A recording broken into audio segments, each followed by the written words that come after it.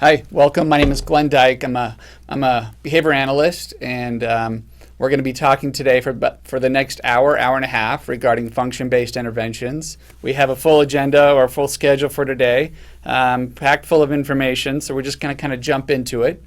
And first, a little bit about myself is that I've classroom teacher by training, working in a school setting for over 20 years, both as an elementary and secondary teacher, as a behavior specialist, school administrator for a large district here in the Wasatch Front. And then I've also been an educational behavioral consultant in the public school settings. My area of emphasis or area of expertise, but things that I'm passionate about certainly is behavior, but more specifically is just the idea about school-wide discipline, classroom management practices, and tiered behavioral support, and even those really challenging students. Those are the areas that I'm quite passionate about. Again, I'm a teacher by training, and as we kind of get into today is going to be this is going to be the focus for today. We're going to go over my favorite article, and I think it's a must-read article for everyone out there. And we're also going to be talking about why teacher-student relationships are so important in light of that article. And the other part we're going to get into is we're going to go over a brief overview about why behavior occurs, have a common foundation as to why behavior does occur. Like I said, I'm a behavior analyst, so the lens that we're going to be talking about today is really going to be from that lens. I'm going to be talking specifically about the idea of applied behavior analysis in the school setting, but we'll simplify it. And then the next part is the big three. And when we talk about specific interventions, once we know why behavior occurs, what we do is we consider what's called a functional assessment. Once we understand why a particular behavior is occurring or the function of that behavior, then we can begin to identify specific interventions. Now, the reason why it's called the big three is because probably 100% of all plans that I end up developing or putting together for an individual student has at least one of these strategies in it. So the idea is that focus on these big three, and we'll talk about why these big three are so important. And then lastly there is I'll leave you with some resources where you can gather some additional information on that. All right, favorite must-read article. So here's the article. Richard Shores, Gunter Jack, 1993. I started teaching in 1995. So if you kind of look at the timeline, it's right around when I started teaching. And this was an article that I would read every summer prior to the year teaching. And the reason why I would read it is because it had such a profound influence on the way I thought and approached my classroom. So the title of the article is Classroom Management Strategies, Are They Just Setting Events for Coercion? Before we get into the article, we're going to step back. We're going to think about, all right, setting events, coercion. What do those two things mean? So when we talk about setting events, this is what we're talking about. They're events that make an antecedent or a trigger more likely to increase a behavior. So in a sense, when a particular setting event is present, there's a greater likelihood that somebody is going to engage in a particular behavior under certain conditions or under certain triggers. And it's going to be greater than if that setting event wasn't present. So the idea that our classroom management strategies are setting events for us teachers engaging in certain patterns of behavior when problem behavior occurs. And that's the premise. Now the question is what is that pattern of behavior that we would engage in as a teacher? And here's the other term there is coercion. So coercion is really defined as a use of force or intimidation to obtain compliance. So the premise here is that the authors speculate that the management strategies of posting, classroom rules, classroom arrangement, teacher movement in the classroom, and external reinforcement systems may more likely be used as setting events, meaning having those things in place are more likely to increase the likelihood of teacher coercion rather than potential setting events to enhance positive interactions between students. So the idea is that those particular strategies, posting classroom rules, classroom arrangement, classroom movement, clear expectations, classroom reinforcement systems, having those systems in place will have an impact on teacher behavior. It's also going to have an impact on student behavior. But as teachers, do we put those things in place to, and here's the question, do we put those things in place to catch students meeting the expectations, which is what it should be, or do we put those things in place to catch kids violating or not meeting the expectations? So it really becomes the focus of intention. What is the intention of the particular teacher in the classroom? Is it to catch kids meeting those expectations, setting them up to succeed, and recognizing that, or is it to catch kids not meeting those expectations and engaging in coercive interactions? So the idea of setting attention, I want you to think, why do you establish classroom and school-wide management strategies? And it really has to do with putting those things in place are preventative, but it really has to do with now, as the adult, as the teacher, as the administrator, or as a staff member within the school setting, how do those things influence our behavior? Where's our focus? Is our focus on the behavior that is meeting our expectations, or is our focus mainly on the behavior when it's not meeting our expectations? So let's take a little bit go into the next section, which is teacher-student relationships. So many of you have seen this information before, but when we talk about teacher-student relationships and we talk about effect sizes and the idea that having positive teacher-student relationships has a pretty big effect size. I'm going to read the definition here. It says, the degree to which teachers and students engage in positive interactions with students during instruction, meaning the greater degree to which teachers and students engage in positive interactions.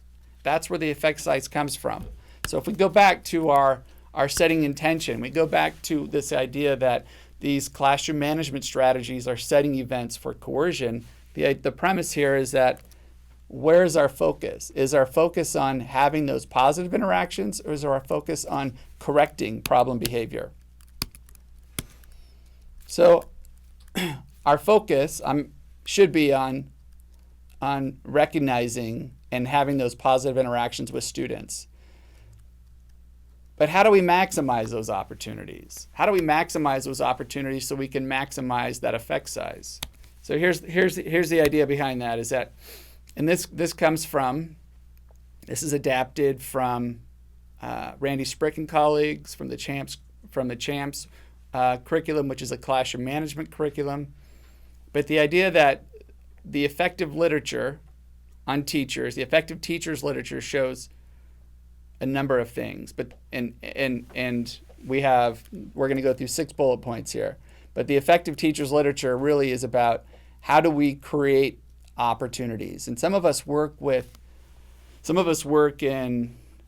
pretty high-risk students. And the idea that if we work with high-risk students, we need to be creating more opportunities, not less, to have these positive interactions. Those teacher-student relationships are just as critical. The other idea that is that the higher risk we have is that the less likelihood that students may not be having those positive interactions to begin with. So what we have to do is we have to create those opportunities. Now, how do we do that? We do what effective teachers do. We establish smooth, efficient classroom routines so as to eliminate problem behavior. And when we see students meeting our expectations, that provides us an opportunity to have those positive interactions. The second part there is we directly teach students how to be successful. If we're pretty specific about what students need to do to be successful, we're going to have a greater likelihood that students are going to be able to meet those expectations. And when we have that greater likelihood that students will be able to meet those expectations, we're going to have more opportunities to have those positive interactions. We're going to interact with students in positive and caring ways. We're going to provide incentives, recognitions, rewards to promote excellence, and we're going to set clear expectations for classroom behavior and apply them fairly and consistently. Again, that's what effective teachers do. We also continually promote academic engagement. If we are creating lots of opportunities for students to be academically engaged, it provides us lots of opportunities to interact with students positively. And that's where that effect size comes from, is teacher-student interactions, positive interactions during instruction.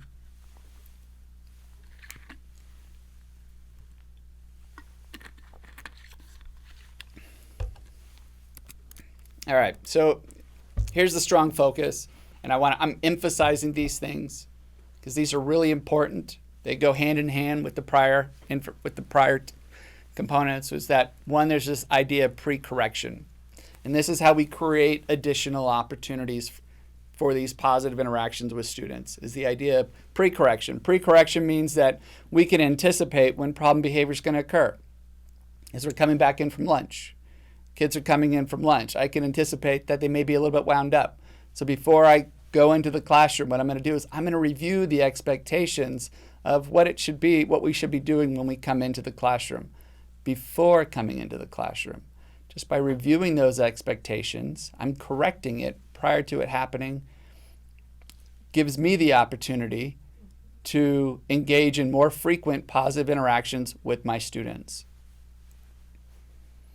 And if I were to pre-correct my expectations one time a day versus if I were to pre-correct my expectations 15 times a day, because anytime I transition with my students coming into the classroom, anytime I transition out of the classroom, provides me an opportunity to actually review the expectations for where we're going and what we are doing prior to actually doing it. And by pre-correcting 15 times a day, I'm creating 15 additional opportunities throughout the day to have those positive interactions.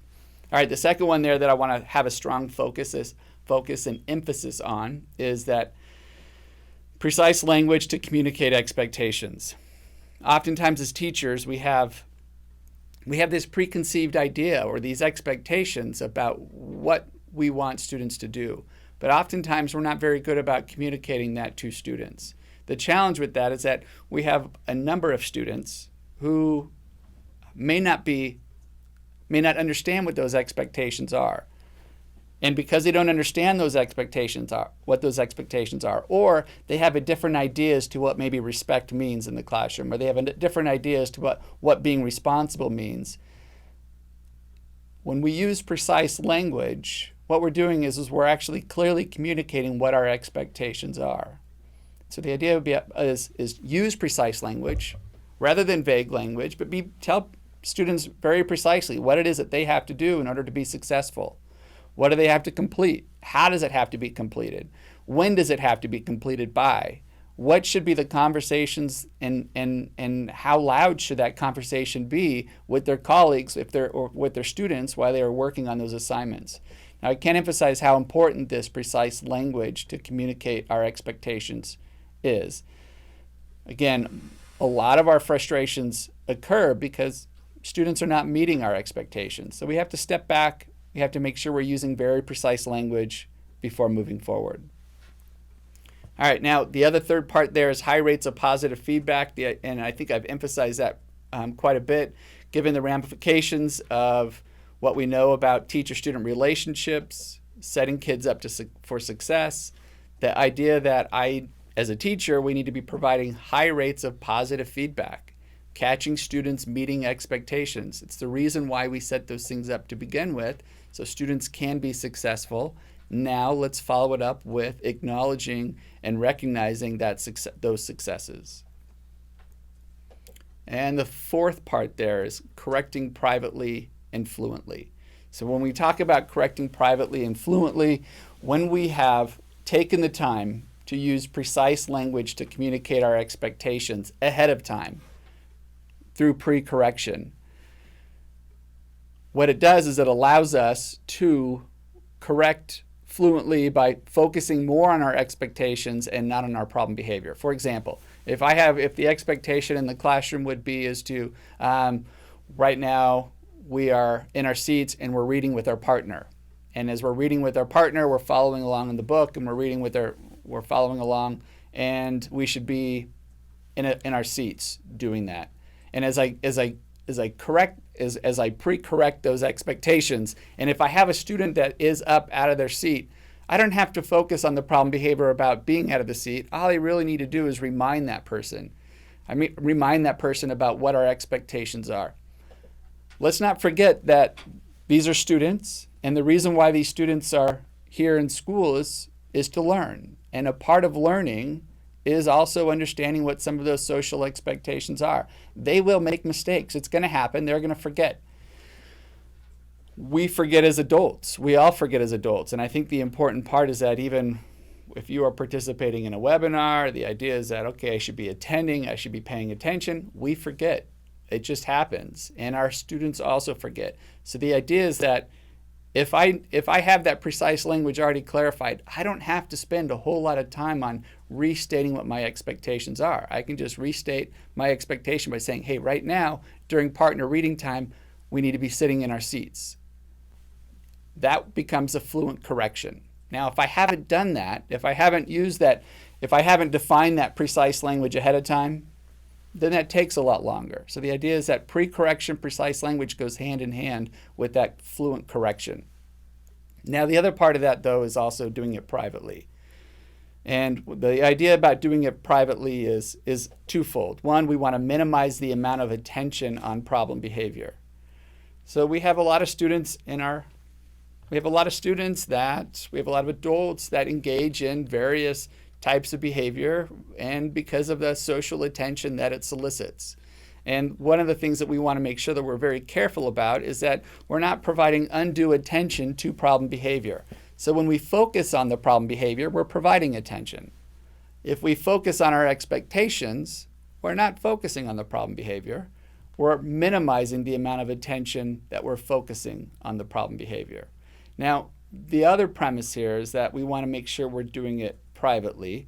And if we're working with older students, the other challenge that we want to be careful with is doing it in front of peers. As we do it in front of peers, it may increase the likelihood that we may engage in a power struggle with those peers. It may also increase the likelihood that we are focusing on attention for that problem behavior. And unfortunately, the one consequence may be is that we get additional problem behavior that occurs in the future because of that.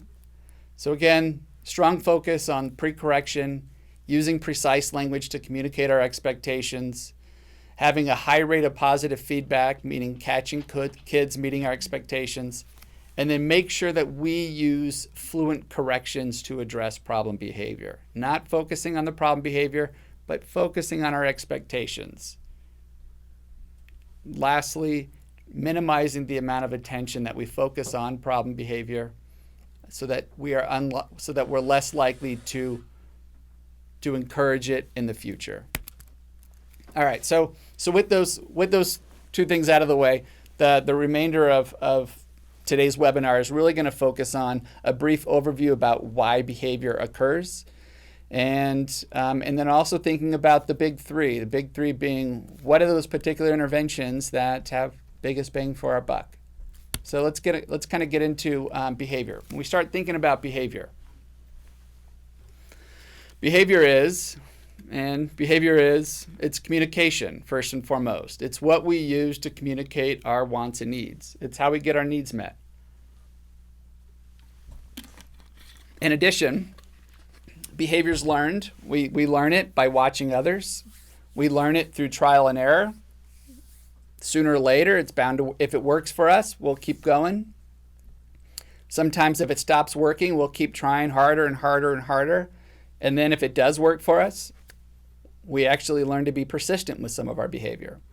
Now, when we talk about behavior, we're talking about appropriate behavior, but we're also talking about problem behavior. So the idea is that we could teach persistence in appropriate by engaging in certain behaviors, and we can teach persistence by engaging in other behaviors. And hopefully it's behaviors that that are along the lines of our expectations, as opposed to behaviors that do not meet our expectations in the classroom setting. So the last part there is also behavior is contextual. And what we mean by behavior is contextual is that it occurs in certain situations. Under certain conditions, certain behaviors will occur. And as those behaviors do occur, there will be consequences that may maintain those behaviors if it works for them.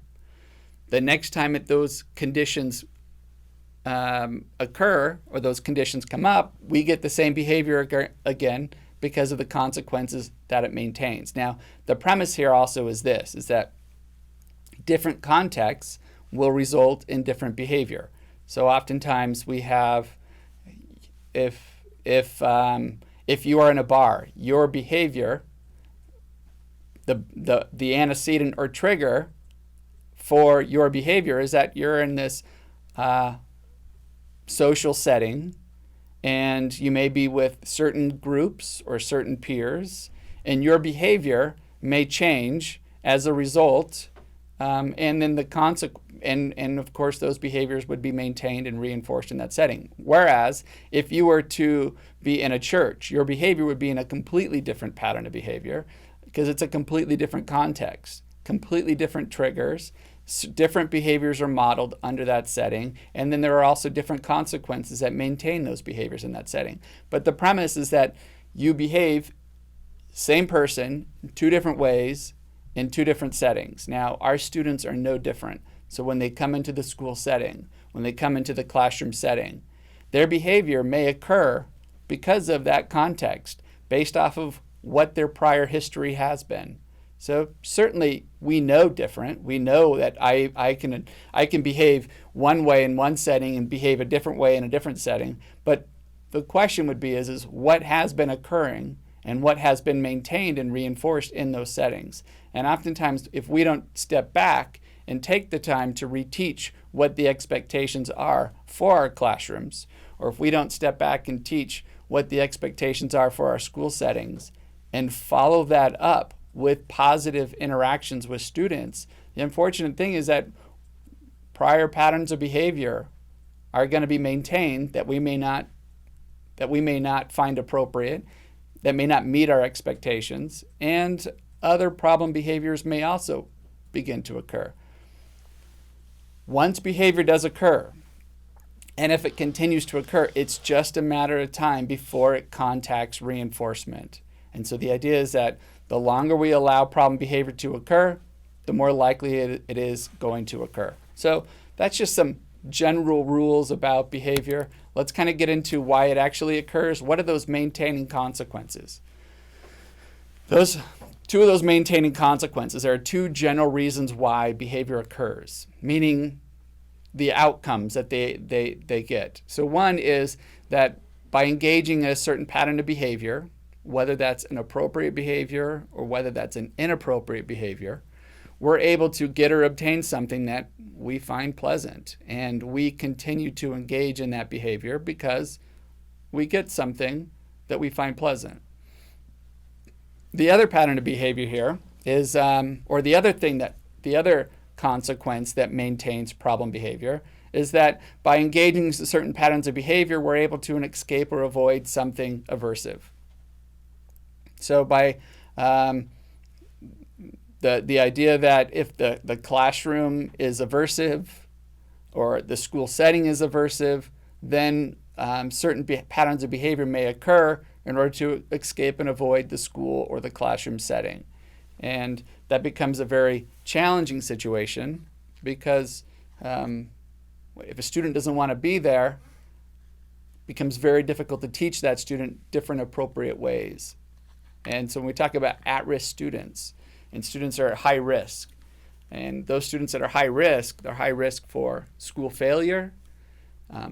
School may not be a very positive reinforcing place for them, and if it's not, then they may engage in problem behavior to actually escape and avoid the school setting. I've worked with a number of students throughout the years, and with a variety of different challenges.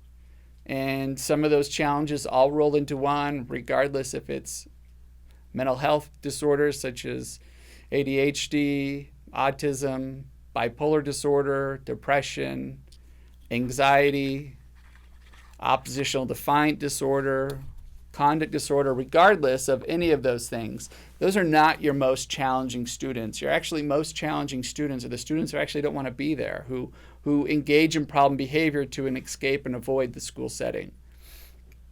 Which goes back to why that article that we started off with is so important, because one of the things we don't want to do is create coercive environments. One of the impacts that coercive environments have is it actually promotes or encourages avoidance, escape and avoidance. If it creates an aversive setting, then the behavior's more likely to occur as a behavior to escape and avoid that setting. So not to overcomplicate things, but the idea is that if you are engaging in a behavior to get or obtain something, that's the same thing as actually what we call positive reinforcement. And positive is not a pleasant term. Positive really just means it's a positive sign. It's a plus. It's a mathematical sign is really what positive means. It means you get something. And then, of course, negative reinforcement is, again, a mathematical sign where it's a minus or a negative means something is removed. But your behavior will continue to occur. So that's the idea of, now when we start thinking about behavior from a functional perspective, and here's the premise, when we start thinking about behavior in a functional perspective, we look at these three terms, or we look at it from this linear model. And this linear model has an A, a B, and a C. And many of you are probably already familiar with this, but B stands for behavior, A stands for antecedent or trigger, and then C stands for consequence. When we talk about behavior, we're going to be talking specifically about problem behavior. When we start talking about A, antecedents, we're talking about conditions under which problem behavior is likely to occur. So what are the conditions or triggers under which problem behavior is likely to occur? Problem behavior does occur, and then there will be a consequence that follows at some point or another, because once behavior occurs, it's just a matter of time before it contacts reinforcement. If it never contacts reinforcement, it actually doesn't occur. It stops occurring because there was no reason for it. So the idea that the consequence there is that event that maintains the occurrence of problem behavior. So here's what I mean by that. If you're meeting with your school team and you're discussing problem behavior that has been persistent and hasn't just occurred once, but it's occurred over and over and over again, the reason why it's occurring is because it's being reinforced or maintained by one of these two outcomes. The student's either getting something by engaging in that problem behavior, or the student's either escape and avoiding something by engaging in that problem behavior. Regardless, it is being reinforced. So what we have to do is say, what are the conditions under which that behavior is occurring, and then what's reinforcing it? We're going to go through a couple examples. When we go through these examples, what's really important is that we think about, first, we focus on the behavior, and then what we like to do is rewind the tape a little bit. It's not a real tape. We rewind history a little bit. We go back and we say, what was the trigger? What was the antecedent that maybe triggered some of that behavior? And then what we do is then we fast forward the tape and we say, okay, what are the consequences that may be maintaining that behavior? So we go in a particular order. First, we start with the behavior, and then we look at the antecedent, and then we look at the consequence. By repeatedly putting those three things together, a pattern may start to emerge. Once that pattern starts to emerge, we can identify what triggers lead to what behaviors and what is the maintaining consequence for those behaviors. So here's our first example. Sally sits next to Simon. Simon sticks his pencil up his nose and makes animal noises. Only when Sally sits beside him, Sally giggles. So what we're talking about is Simon, and the first behavior that we're talking about is Simon sticks his pencil up his nose. Now, next thing we have to think about is, well, why does Simon stick his pencil up? What was the trigger? What was the antecedent for Simon sticking his pencil up his nose? And what we look at is, well, Simon sitting next to Sally. And then the consequence that follows is Sally giggles. So if we were to think about what is the motivation for Simon's bizarre behavior of sticking a pencil up his nose, it would be, in this situation, it would be to obtain peer attention. It's to get Sally's attention. Now, we could apply a different example, and maybe Simon has something up his nose that he's trying to get out. And if Simon is able to successfully get something out of his nose, that actually wouldn't be to obtain anything. It would actually to be avoid, something aversive or unpleasant in Simon's nose, which maintains the behavior of nose picking. But in this situation, it's a completely different context, but the behavior looks very similar. All right, so here's another example. Remember, again, we start with behavior, then we look at antecedent, and then we focus on the consequence. So Mr. Feeble asks Ralph to take out his math book. Ralph responds, "Your mother wears combat boots," and that's pretty mild. And then Mr. Feeble then sends Ralph to sit in the hall instead of doing math. Sure, Mr. Feeble could have done lots of different things, but consistently during math, Ralph engages in similar patterns of behavior, and the consequence is Ralph sit in the hall instead of doing math. So if we have this persistent behavior occurring from Ralph, remember we start with the behavior, comments, "Your mother wears combat boots," and there will probably be other examples.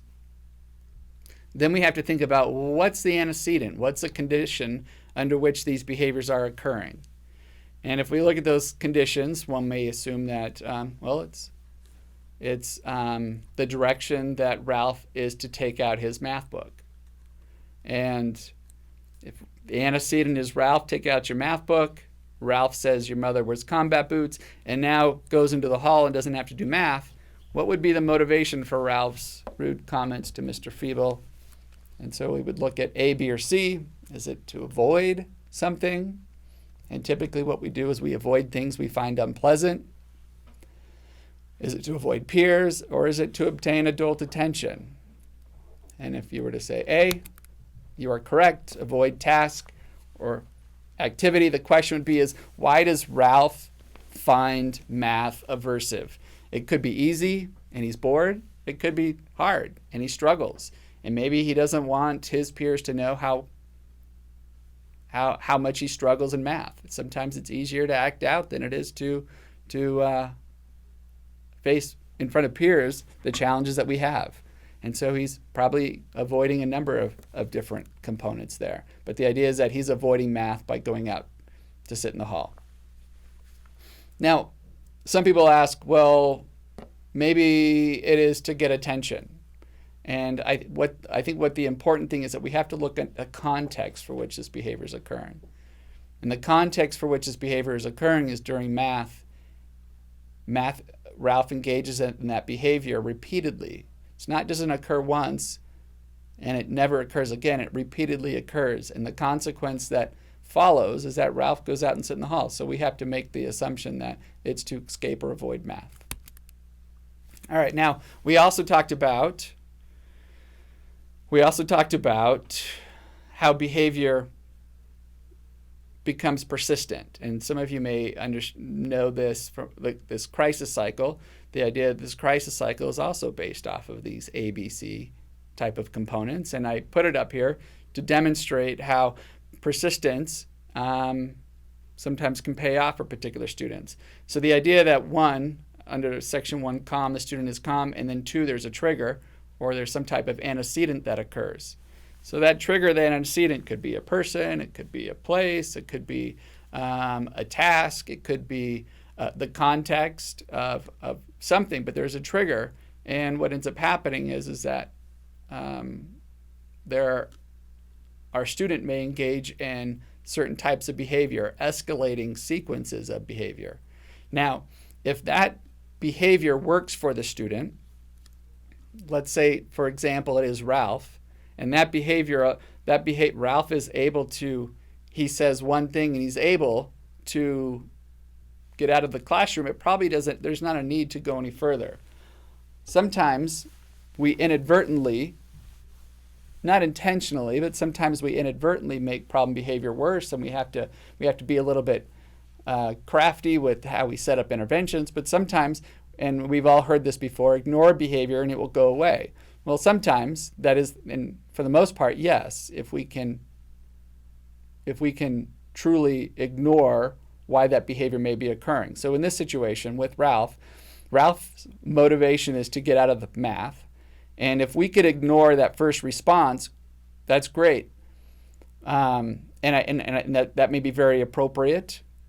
And we probably need to do some type of fluent correction. But I, as a teacher, if I don't use my opportunities to engage Ralph somehow in academics, then what may end up happening is that Ralph may continue. Ralph may actually continue to escalate. In that situation, he may try harder to actually get out of math. But if I don't understand what is going on here, I may not be able to respond appropriately to that situation. So for example, it may help that, hey, Ralph, do you need help? That would be a more appropriate type of option for Ralph. Ralph working with a peer. Engaging Ralph, and maybe if math is too difficult for Ralph, I could probably modify it, cut it down into smaller bits and pieces, because maybe it's not so much the content that's so hard. Maybe what's really difficult is the fact that Ralph has a difficulty with the amount of work, and so he sees it, he gets overwhelmed automatically. So just the idea that maybe I could chunk it down. But if I don't create opportunities for Ralph to be successful and follow it up with positive interactions with Ralph, I may see an escalating situation with Ralph. Ralph is going to now start running around the room. Ralph is now going to start pulling things off the wall. Ralph is now going to start dumping and emptying desks. And until to the point where it's like, now Ralph has successfully escaped math. Now in this situation, what Ralph has learned is that if he accelerates to that peak crisis of dumping desks, that's the behavior that works. And so next time when it's time to get out math, rather than saying comments such as your mother wears combat boots, what may inadvertently happen is that Ralph may escalate to more intensive behaviors in order to escape and avoid math. And we certainly don't want to encourage persistence to get needs met. We want to make sure that we're addressing students' needs early on. And it's so important to make sure that we address students' needs early on by understanding what they are trying to communicate with their behavior. So first, thinking about function, addressing the communication, a better way of getting the students' needs met as part of that behavior plan. All right, so we're going to get into what is an FBA. An FBA stands for Functional Behavioral Assessment. And first and foremost, what a functional behavioral assessment is that it's a process and it's not a form. If you have a form and you're checking boxes off, you're probably not going through the process. The idea is that the process is an information gathering process. An information gathering process where we want to describe the problem behavior, which is the B part, a process by which we're identifying those environmental factors that predict problem behavior. That's the antecedent or trigger part. And then also we want a process by which we're identifying the consequences that maintain or reinforce the problem behavior. We talked about two of those consequences. We talked about the student engages in problem behavior maybe to get or obtain things they find pleasant, or the second one was escape and avoiding things that they may find aversive. But it is a process, it's not a form. And when I go through this process, when I work through this process, or when I work with other teachers or with other teams and we're going through this process, there are two materials that I like to utilize quite often, and this is one of them. Glenn Dunlap, Prevent, Teach, Reinforce. The goal would be is, how do we prevent problem behaviors by minimizing triggers? How do we teach better coping strategies so that students able to get their needs met? And then how do I reinforce those students? How do I reinforce those behaviors? So the prevent, teach, reinforce model, we're going to go through a little bit of those things. But the other one here is by colleague at the University of Utah, Rob O'Neill, in his book, Functional Assessment and Program Development. And so as we go through this, some of those materials that you're going to be looking at come from those programs. You may also find those materials within the state LRBI document, and especially the competing behavior diagram, which is in there. And as we go through that, if there are questions, there will also be resources at the very end that you'll be able to access. Okay. All right, so again, both of these documents really emphasize this process, looking at behavior in a linear model. What's the problem behavior? What happens prior to it? And then what happens after that behavior that maintains it? What are the consequences that maintain that behavior? And there are different ways of doing it. There's the idea that we have these indirect assessments. Indirect assessments are more along the lines of interviews, questionnaires, and the interviews are really about interviewing staff that know the student best. And that interview should focus on what was the behavior, what was happening prior to, and what happened afterwards. The focus of the indirect assessments are really focusing on information gathering about A, B, and C. And then we also have this direct observation. One of the things we want to do is we want to be able to confirm that, yeah, that's the case. We do see those antecedents occurring. We do see those behaviors occurring in the context of those triggers, and then we do see that consequence happening. And then more specifically, what we call is an analog functional analysis, and that's a very detailed scientific process, scientific manipulations of antecedents and consequences to actually test whether or not certain behaviors are going to occur. We're not going to spend a whole lot of time, we're not going to spend any time talking about that analog functional analysis process. We're going to spend a little bit of time talking about the indirect assessment, but then how do we take that information and create effective, efficient behavior plans? All right. Here's one of the observations form. This is an ABC data collection form. Again, a behavior occurs, writing the behavior down in the behavior column, rewinding the tape, writing the antecedent down in the antecedent column, fast forwarding the tape again. What was the consequence? What did the kid get? Or what did the kid avoid as a result of the behavior? Writing that information down, keeping track of that. Over time, patterns start to emerge. Here's another form, very similar. We're not going to go into a whole lot of detail about how to do this, but just the idea that when we gather this information, we can be very systematic in the process. It doesn't require a lot of anecdotal notes. It's just a matter of trying to capture these patterns of behavior on an observation form. Here's an example of interview questions that someone may ask is and again, all of these interview questions are going to focus on either the A, B, or the C of problem behavior. So either the problem behavior, what was the trigger, the antecedent, what was the consequence, the maintaining function. So what does the undesirable behavior look like? That's a behavior question. Are there other behaviors that are associated with the target behavior? In what setting does a behavior occur? Again, those are antecedent questions. Who is present? There's a variety of different questions, and both the text that I referred to earlier, Prevent, Teach, Reinforce, and also Dr. Rob O'Neill's functional assessment book have multiple examples of interview questions to gather that information. The great thing about teachers quite often is that because they see it, oftentimes they're identifying these things, and we don't even realize it that we're identifying these things. So utilizing staff that know that student best to be able to pick up and identify who, which is the student, what is it that they were doing, which is the behavior, when did it occur, what times of the day, under what context, where did it occur, that could be a location, and why do we think it occurred? That's either going to be what did they get out of the behavior, or what did they escape and avoid by engaging in those behaviors. And we take that information and then we're going to summarize it back into what we call an ABC order. An ABC order is first we identify the antecedents, and then we identify the behavior, and then we identify a consequence. So I think here's an example. Again, if we go back to Ralph, if we use Ralph's example, Mr. Feeble asks Ralph to take out his math book.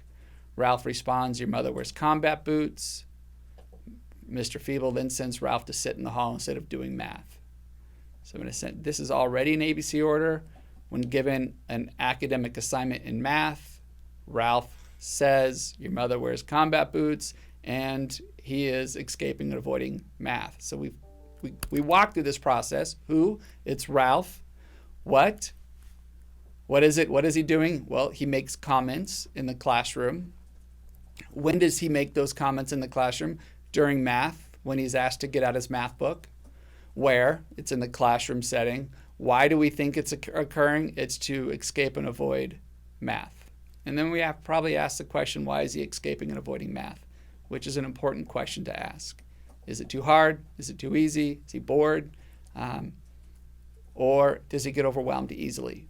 So we have to ask some of those questions because those questions will help us lead to better treatment or intervention.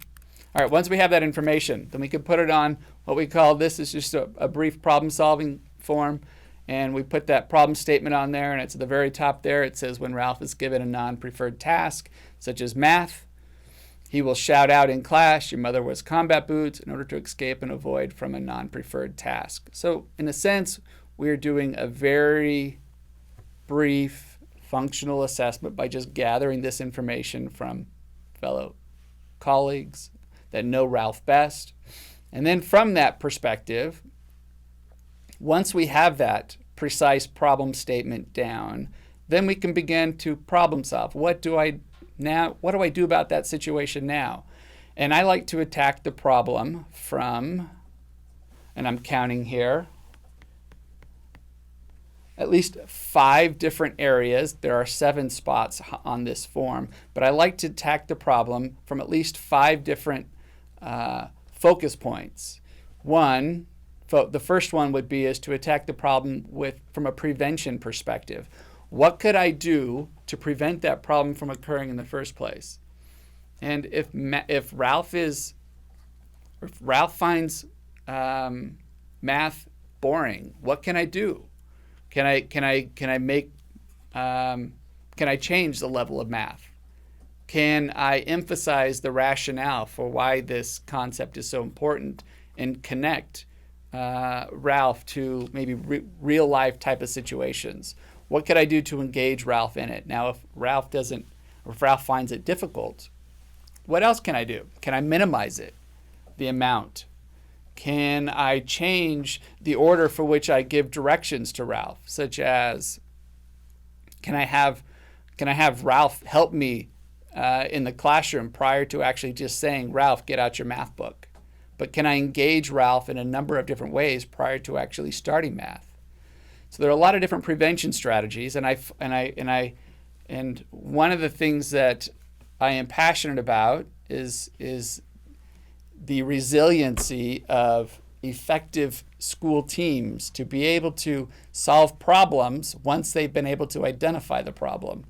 And when you get a group of educators together that they know what the problem is, they've defined what the problem is, they'll come up with the solution. I want you to consider attacking that solution, attacking that problem from 5 perspectives. 1, what can we do to prevent it? 2, what do I want to teach Ralph to do instead of? If he's frustrated, what can I teach him to do instead? Can I teach him to ask to work with the peer? Can I teach him to ask for help and assistance? Can I teach Ralph to don't worry about the whole entire assignment, just work on the first one. When you get the first one done, then we'll go on to the second one. But you don't have to worry about the whole thing. So the idea is that I could teach Ralph certain skills, but what I have to do is I first have to identify what skills do I need to teach Ralph? I got to define those skills, and I got to spend some time sitting down with him going over what those particular skills are. But I need to teach him some skills. That's the second avenue or attack to address some of those problem behaviors. The third piece is how can I reward or reinforce Ralph? So the idea is that if Ralph is motivated to escape and avoid tasks, how could I use that motivation? So if he is frustrated, academically frustrated, so the idea that if Ralph asks for help, I'm going to cross off a problem that Ralph does not have to do. If Ralph completes a problem, I'm going to cross off a problem that Ralph does not have to do. In a sense, what I'm going to do is I'm going to reinforce Ralph with what is reinforcing to him, which is getting out. And so if he's doing work or if he's asking for help, then what I'm going to do is I'm going to use that same reinforcement by allowing him to get out of some components of math. The premise here is that now I'm not getting the "your mother wears combat boots" shouting out in class. Now what I'm doing is Ralph is initiating tasks. And I'm not completing the entire problem. I'm not completing all of the assignment, but I made a significant impact. And it also allows me as a teacher to have those positive interactions with Ralph following those interactions, just by changing how I present those academics to him. The third avenue, or the third mode of attacking this problem, would be how can I minimize the reinforcement for problem behavior? So the idea is that with Ralph engages in this problem behavior to escape and avoid problem behavior. So if Ralph is doing that to escape math, how can I minimize that? How can I make it more difficult or less likely that he's actually going to be able to get out of doing his math?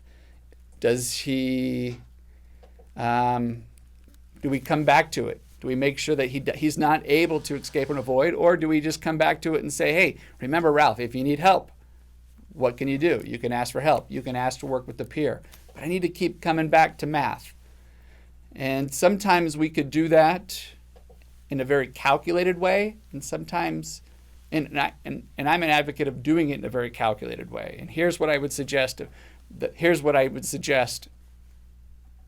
Be the focus, is if you are able to break math up into very small segments, it's easy to redirect him back to those small segments and ensure that, those small segments have to be done before we move on. Whereas if I don't break it down into very small segments and I'm just saying math has got to be done, there's a good likelihood that Ralph may continue his escalation and he's not getting his math done. So what's happening is that I'm not able to actually minimize the reinforcement of that problem behavior. All right, so the other part here that I want us to think about is what would be a more appropriate corrective consequence for problem behavior. So rather than sending Ralph out, so when Ralph says, "your mother wears combat boots," what would be a better way of correcting that problem behavior? Can I just restate what the expectations are for Ralph, such as Ralph? And how do we respond? If we continue to respond by sending Ralph out, Ralph will continue to engage in that problem behavior. So I have to alter how I respond to it. So what are the different types of corrective consequences that I could put in place? All right, those are the 5 areas that I begin with, or that you should consider beginning with. If you have a team of teachers working together, identifying the precise statement, attacking from those 5 areas, that's where I would start in your problem-solving process.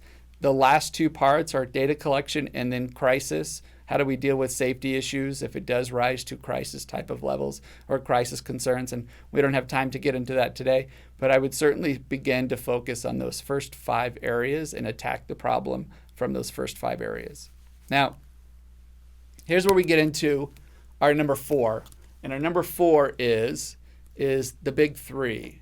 And what we're talking about are interventions that we could incorporate into this plan that will enhance the effect of this plan. And there are 3 interventions, and I mentioned this earlier. There are 3 interventions that every single plan, no matter what I end up doing, every single plan that I end up creating for a particular student with a group of teachers has at least one of these interventions in it. So I wanted to emphasize that these three are really important, and the level of importance of them have to do with not because I said so. So when we talk about interventions for your behavior plan, the big three that I use most frequently, not because I said so. Again, number one, and here are the three. The first one is this idea that group contingencies. Second is what we call self-management. And third is an intervention called differential reinforcement. And we will get into a little bit of that one. I'm going to point you to references on those. I'm going to give you some resources on those so you can gather some more information. But the idea is, here's the idea is, why these big three? Why these three? And I'm going to tell you right now that it's not because I said so. I'm not a researcher. I'm a practitioner. So what's important in my practice is that I take what is effective, what has evidence base, a strong evidence base behind them, and utilize them throughout my practice or when working with students or groups. So here's what I mean. Here's why. And it really has to do with these three numbers. So if you look at those three numbers, and some of you are already saying, oh, okay, you already know what those things are. And what those numbers mean is those are effect sizes.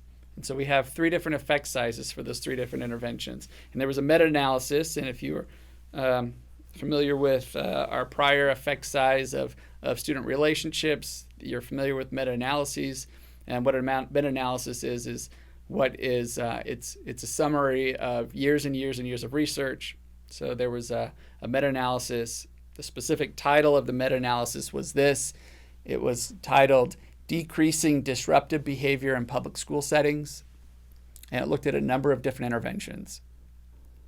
Three of those different interventions, and it said really what's effective, what's not effective. And the three most effective interventions that were in this meta-analysis were these three: group contingencies, self-management, and differential reinforcement. Now, if you're familiar with effect sizes, you automatically know that the effect sizes on these three interventions are massive. They are pretty significant. And if you are wondering why it's a negative number, it's because that was the title of the research. It was decreasing disruptive behavior in public school settings. And so one of the dependent variables that they were looking at was a decrease in disruptive behavior. And so what those numbers represent is a decrease in disruptive behavior. And the effect size of a 1.08 is crazy great. And decreasing the effect size, or a negative 0.97 and 0.93 are not too far behind that.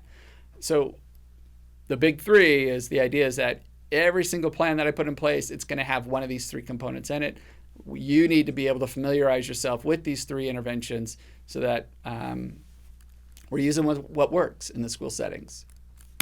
All right. Group contingencies. As we get into group contingencies, and we're going to talk briefly about these group contingencies. We're not going to go into a lot of detail, but the Utah's Least Restrictive Behavioral Interventions Manual has these three interventions within there, and it has additional resources for you to access additional information on these three interventions. So again, if we're wondering, where do I find more information about those three things, I'm going to give you some resources at the end of the presentation, and at the same time, you're going to be able to look at Utah's LRBI manual and be able to identify some resources from within the LRBI manual.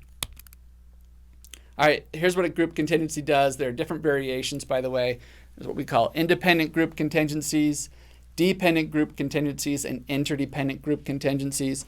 The premise behind group contingencies is that it helps manage peer attention.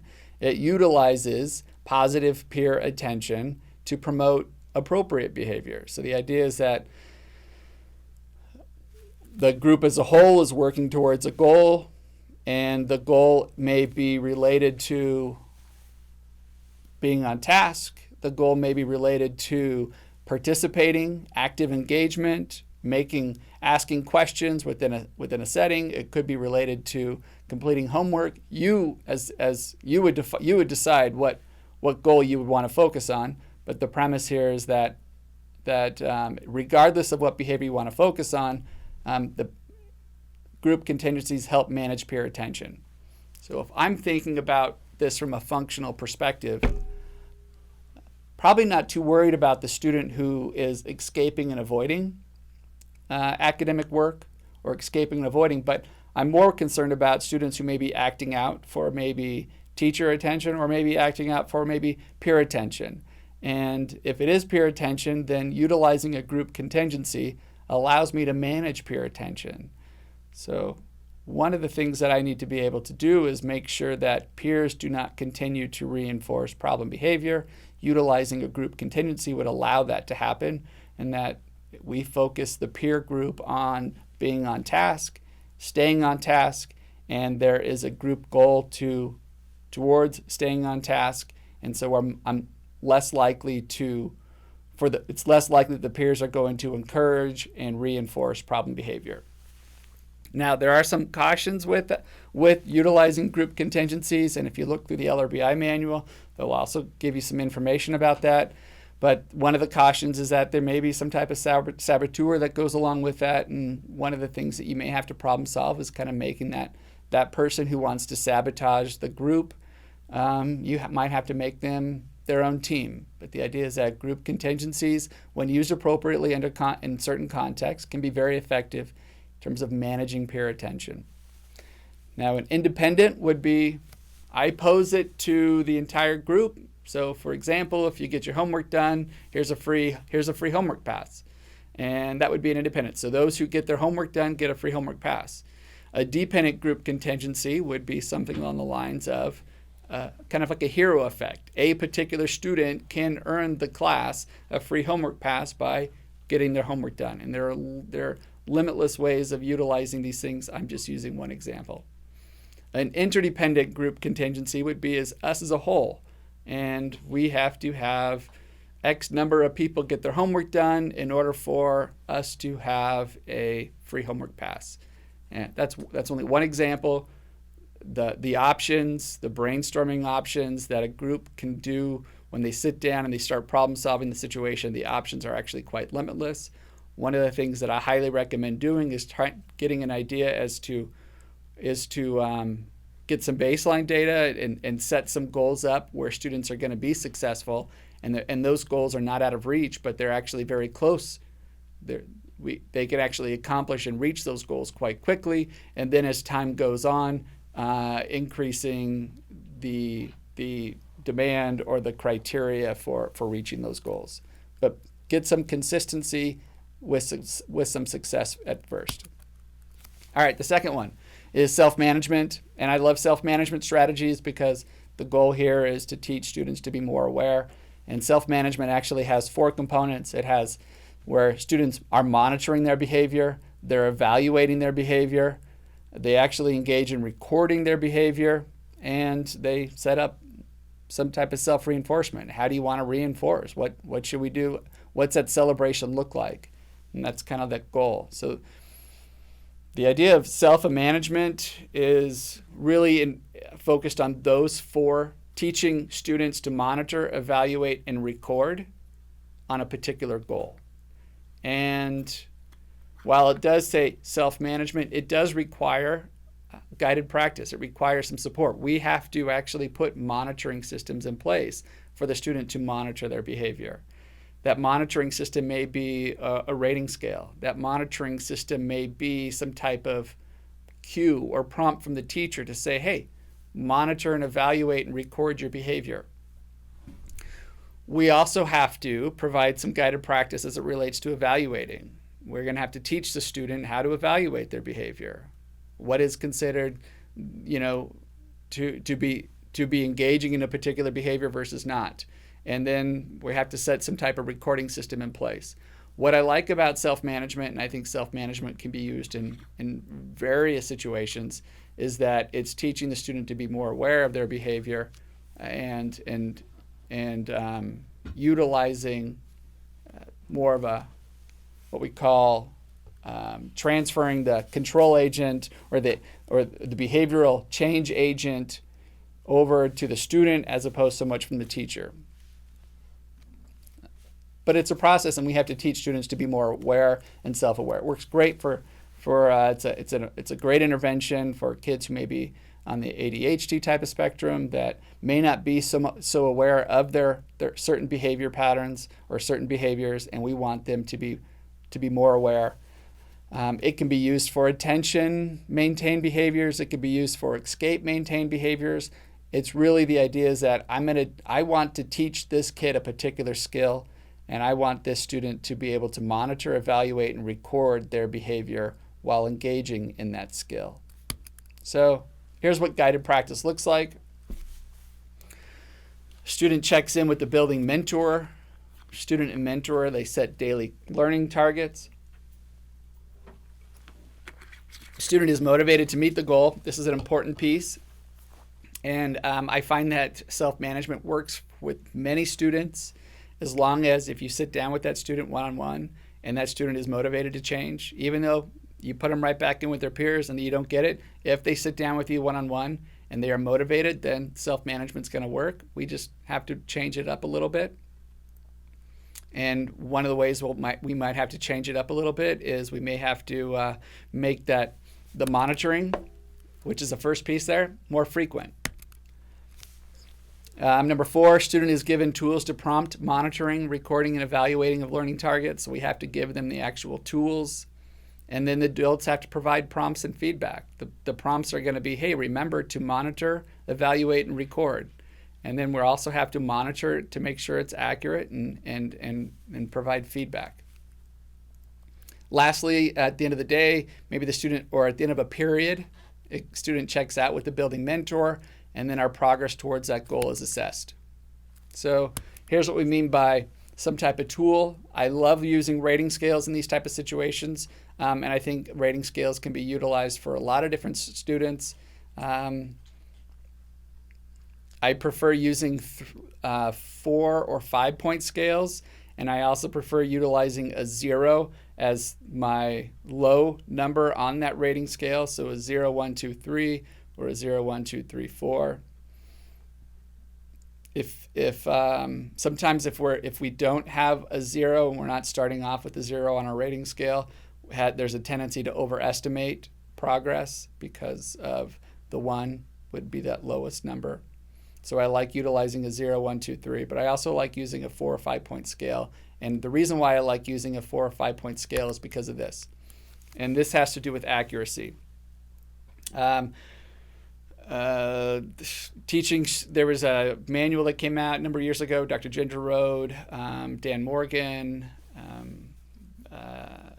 the references at the very end, Rich West, Rich Young, and this is their protocol that they use, and this is teaching students to establish accuracy in their monitoring and evaluating. So here's the rules kind of for it. Is like the idea is that points only occur if students are accurate. So only identical matches and neighbor ratings earn points. So accuracy is really defined by identical matches. The student rates themselves a certain number and the teacher agrees. Or there's a neighbor rating. And a neighbor rating is that if a student says 3, then meaning they rated themselves as having a 3 for a particular behavior. 3 has 2 neighbors. It has a neighbor up the street, which is 4, and a neighbor down the street, which is 2. Either 2 and 4 are neighbor ratings and are considered accurate. So only neighbor ratings and identical matches result in points. Rule number 2 is identical matches earn rating and bonus points. So if the student says 3 and the teacher says 3, that is considered an identical match. And so what ends up happening is that they get 3 points plus 1 extra bonus point, 4 points for that particular time period. Third rule is that neighbor ratings earn teacher rating. So if the student says 3 and the teacher says 2, the student actually earns 2 points. Or if the student says 3 and the teacher says 4, the student earns 4 points. You just go with the teacher's rating. Rule number 4 is no matches. If there are no matches and there are no neighbor ratings, then they earn 0 points. That means only accuracy pays. If they're not accurate, 0 points. Rule 5 is you calculate the percentage of the points at the end of the day, and then you set goals, graph daily, and you reward goal attainment. So here again would be some type of rating system, and it has multiple times throughout the day. So we're talking about 7 times throughout the day that the student would be rating their behavior. The target behaviors that they are rating are at the very top. Those can be differentiated based off of a student's individual plan. And then what it has to happen is that at the end of each marking period, the student would rate and the teacher would rate. The student rates first. The easiest way to do that is that the student will circle their number and the teacher will slash their number. So you could differentiate between whose ratings belong to the student, what rating belonged to the teacher. Here's an example of one filled out. And again, accuracy pays. So if you are a direct match, you get a bonus. If you're a neighbor match, you go with the teacher's points. At the end of the time period, you plot the data on a graph. Here would be an example of it. And if you are working on a goal of 80%, then anything above 80 means the student's meeting the goal, and you could set up some type of reinforcement system in place of that, depending on what the goal is. If the student is not making progress, then you have to step back, you have to revisit, how are things going? One other alternative that you can do with setting goals, oftentimes with some students who are struggling, is I set a goal based off of baseline. So if you have 3 days of baseline data, like a percentage of points, and let's say the percentage of points is 40%, one of the things that you could do is you say baseline plus 10% of baseline.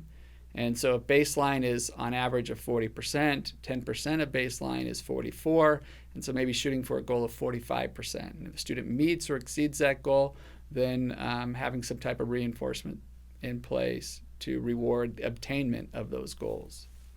Starting with daily, then moving daily, more frequent type of reinforcement and incentives, and then moving towards longer term goals and incentives. So a couple things to problem solve. One is shorten the duration of the self-monitoring period. So if a student is struggling, then maybe decrease the length of time for which they are monitoring their behavior. So for example, if a student is evaluating their behavior at the end of the week, the likelihood of you catching them being successful and creating those successful opportunities are going to be minimal, depending on the frequency of the behavior. So if the behavior is occurring multiple times throughout the day, you're going to have to shorten the duration. You have to shorten the frequency for which you're monitoring. It may be daily, it may be actually every hour, it may be every 30 minutes. I've to some point where with some students and even students with significant impairments, even doing it every minute, every 2 minutes, every 5 minutes, looking at it from that perspective. The other thing is we want to fade the frequency of accuracy checks because the accuracy checks can be somewhat time consuming, but start off more frequent accuracy checks and then fade them. Number 3 is we don't want to confuse self-management with coercion or punishment. The idea here is that we're evaluating our own behavior and we're setting goals, right? So that would be the thing. That would be it. We just don't want to make sure that that we're setting students up to succeed, and by setting goals. And what we don't want to do is we're not trying to catch students not being successful. For example, if you are not being if you engage in these type of behaviors, then this punishment's going to occur. It's really going to be focused on setting the student up to be successful to begin with, reinforcing that, and then strengthening those pro-social behaviors over time. Also train staff on giving feedback. One of the challenges that happen with some type of system like our rating scale is that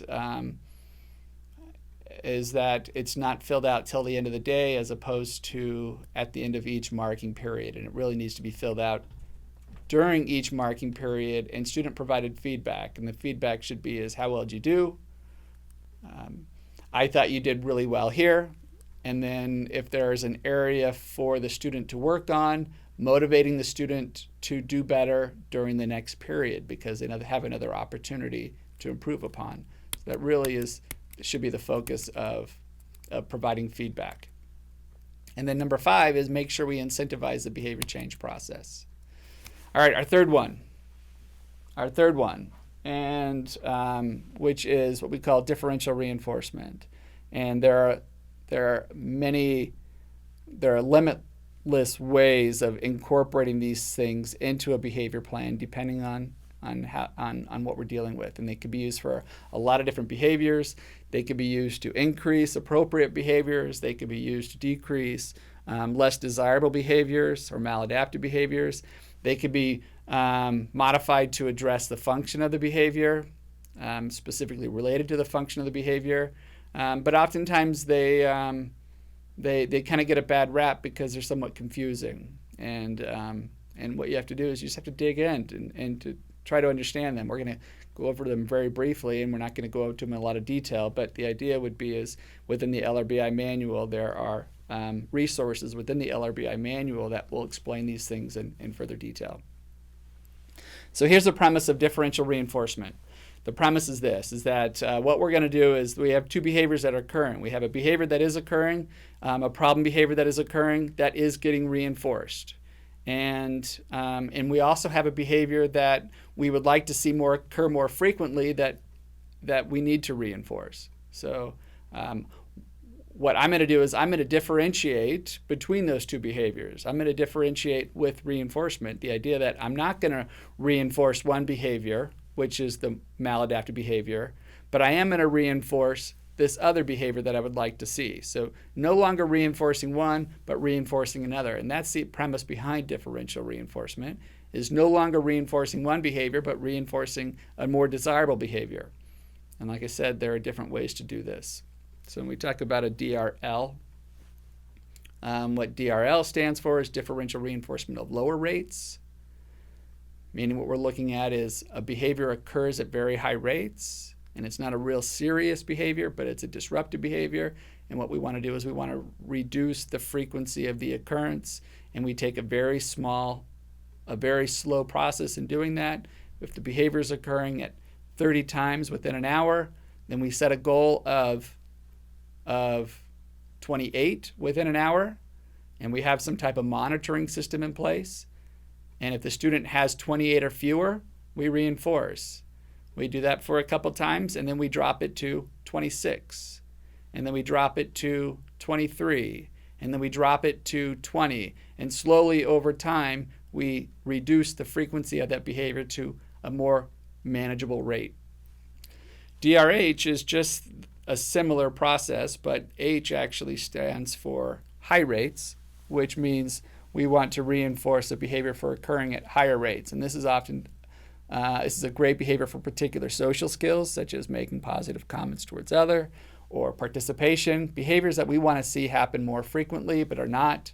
And we set a goal of, let's get 1 today within this time period. Now let's get 2 today within this time period. Now we're working on 3 today within this time period. But starting off with first baseline idea as to how often it's occurring, and then slowly increasing the criteria. Our DRO, also I want you to think about 0 rates of, and this is what we call rates of problem behavior. So on a DRO, this is usually a time-based situation where we are going to set up a period of time where we don't want to see a problem behavior occur at all. So it's best done with, we collect some baseline data to find out the rate for which it's happening currently. And then we set up a schedule. And we say, right now it's happening once every 15 minutes. So what we do is we set up and we beat them to it. We set up a criteria of like, we're going 14 minutes. Once we go 14 minutes in absence of problem behavior, we're going to reinforce. And then we reset the clock to 15 minutes. And we get absence of problem behavior, and then we increase to 16 minutes, and then to 17 minutes, and to 18 minutes, until we have longer periods of time for which we're not having, until we're not engaged, that we have those problems of behavior. Now, the reinforcement in those situations would be based off of that function. All right, without going into other details, we also have DRI, which is incompatible behaviors, and the idea that within your behavior plan, focusing on incompatible behaviors is one of the first things you could do to eliminate problem behavior to begin with. If you have a kid who is up out of their seat, quite often the first thing you want to do is say, hey, I need you in your seat, and as they are in their seat, then we're going to start reinforcing that student. And when they're in their seat, we're reinforcing that student. That means what ends up happening automatically is we get less occurrence of getting out of seat. So it's just incompatible behaviors. The student cannot be in their seat while simultaneously being out of their seat. If we're reinforcing in-seat behavior, the byproduct of that is that we get fewer out-of-seat behaviors. All right, and then DRA and DRC. DRA is an alternative behavior, and really this kind of goes back to what is the function of a student's behavior? What is a person trying to communicate with their behavior? And can I teach them a better way of doing it? And that is the premise of a DRA, is rather than getting frustrated and breaking pencils, ask for help. Rather than saying your mother wears combat boots, ask for help. Work with the partner. Ask your partner for help. Raise your hand. There are other ways of addressing, more appropriate ways of addressing, of learning certain coping strategies. And then lastly, DRC. This works for kids who, DRC stands for differential reinforcement of communicated behavior, and it's similar to what we call functional like communication training, where we are teaching an alternative means to communicate their wants and needs. That may be some type of picture exchange system where a student is requesting a drink of water. They don't have the communicative ability to do it, and so maybe they are exchanging a picture for a drink of water. So with that, that being the main focus of today, the big three, as you begin to sit down as a school team and as you are problem solving and targeting specific problem solving and targeting a specific problem behavior, and you've clearly defined the problem behavior, utilizing those big three interventions, group contingencies as you see appropriate, differential reinforcement as you see appropriate, and then also incorporating self-management and really emphasizing that, hey, as a group, let's learn some more. Let's dig into these three interventions because of the impact that they have on decreasing disruptive behavior by, and here's the key piece, by reinforcement, which is really reinforcing other behaviors or reinforcing alternative behaviors in place of problem behavior. And lastly, I'm going to leave you with these resources. And the resources that I have here is the Young, West, Smith, Morgan, 1996, Teaching Self-Management Students to Adolescents. You also have a website there called Direct Behavior Ratings. And then you also have, Responding to Problem Behavior in School, second edition. The Behavior Education Program, if you're familiar with the Check-In, Check-Out program, Leanne Hawken up at the University of Utah has that behavior education program, and it's very similar to what we saw with the self-management strategies, but it uses a 3-point scale, but that process of having a student check in and check out, the resources there and within that behavior education program are very similar along the lines of the interventions that we were talking about. So with that, I'm going to leave. It was a pleasure being here today. I know we covered a lot of information, and I hope that you'll be able to take this information back, work with your school teams, and incorporate it into your problem-solving process with attacking and addressing problem behavior. Here's my information. If you have any questions, if you'd like additional information, feel free to get a hold of me through that information. Thank you.